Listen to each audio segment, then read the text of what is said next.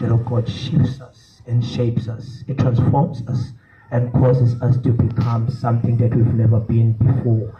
It is the power of your word that sustains our lives.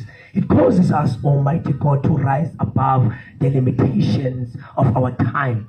It is the power of your word. Your word is powerful. Your word is marvelous. Your word, oh God, revives us. It rejuvenates us. It gives us wisdom, oh God, such that we are able to rise above anything and everything that had been our frustration before. For a very, very limited time, let us open our eyes. Baba siyabonga ekseni. Please be with us. I would like to first greet the principal, the school community, the teachers, the learners, everybody who is part and parcel of this agenda of creating and crafting and forming and forging leaders of the future. Can somebody say, I am a leader? I am a leader. Look at your neighbor. Say, neighbor, I'm a leader. I'm a leader. And I have a dream. I might be here with you, but I have a burning desire. I'm going very far. I don't know about you. I don't know about you. But as I stand here, I'm going very far. I'm going very and far. I believe that the power of the word of God is gonna take me there. I might bear nothing today, but deep within my body, hidden is something that is growing larger. I've got a dream. Nginephupho maki. Makhelwane nginephupho. Angazi ngawe. Kodwa mina. Nginephupho maki. Sisephambili nawe. But mina, I'm going very far. Ake ngikhulume ngedwa. Sibingelela bonke abaphathi bethu abakhona kunye nathi. We are grateful for this opportunity that we have received. I have plus or minus 3 minutes and a message ka 4 hours kufuna ngiyithule ngiyifinge ibo 3 minutes. So please do not disturb and listen very, very attentively. Pay very, very specific. Pay attention to detail to what I'm gonna say, because I've got very limited time and I want to quickly summarize it and fit it into your minds. Amen.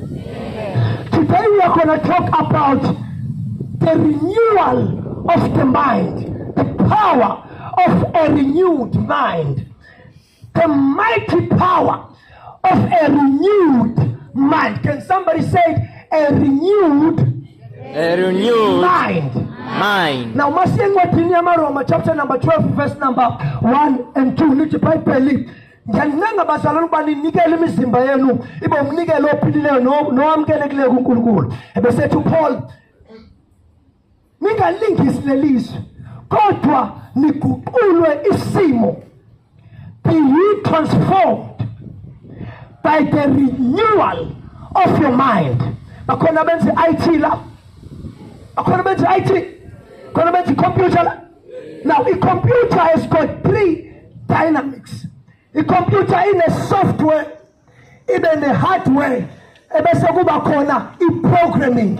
Amen.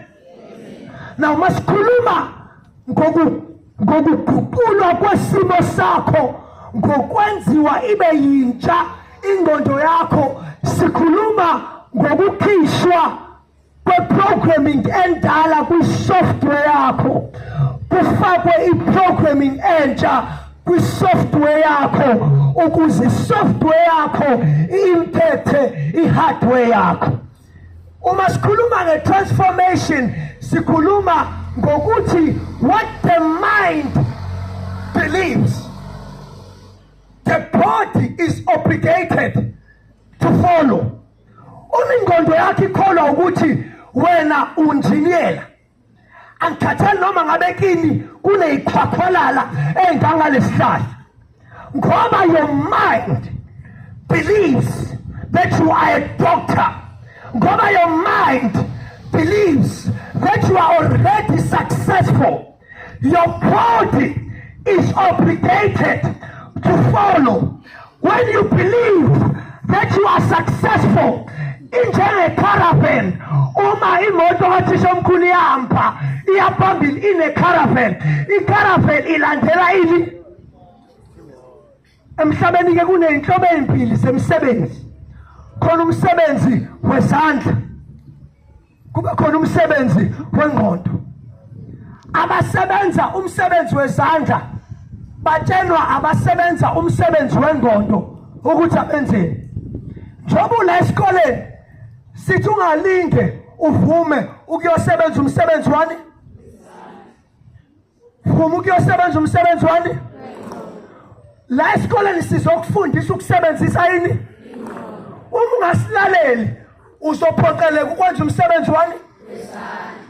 Emhlabeni nemsebenzi emingaki? Khona umsebenzi wani? Nomsebenzi wani? Laba benza umsebenzi wezandla baphoqelekile ukuthi baye emsebenzini. Laba benza wengqondo asikho isidingo ngoba bona bakhipha instruction yokuthi akwenzakaleni. Do you understand me? Abazali bakho basebenza umsebenzi wezandla kanzima ukuba bafundise wena ukuthi wena ungabusaya lapho. You cannot come here uzohlala ngoba we are training you to become somebody. Can somebody say, I am a somebody? I am a somebody. And I am going very far. And I'm going very far. Uma isiguquliwe indlela wena oyiyona ngokuthi kukhishwe ingqondo endala. Ingqondo endala iyadelela. Ingqondo endala is rebellious. Ingqondo endala ikhubazekile, ayikwazi ukubhala imaths. Ingqondo endala ayikwazi ukuphasa, isemzimeni bokuphasa. Ingqondo endala inayi-discipline. Usasebenza nge-analog, sikwi-digital manje. Usadonsa ngo-4G, sidonsa ngo-5G manje. Sizothi-ke njengoba usuwamukela uJesu, njengoba uzomamukela manje, thatha ingqondo entsha. Khipha ingqondo endala manje. Le nto yokudelela othisha iyeke. Le nto yokubahlaza eklasini iyeke. Ngoba izokufaka enkingeni. Now let me introduce a law. What is a law?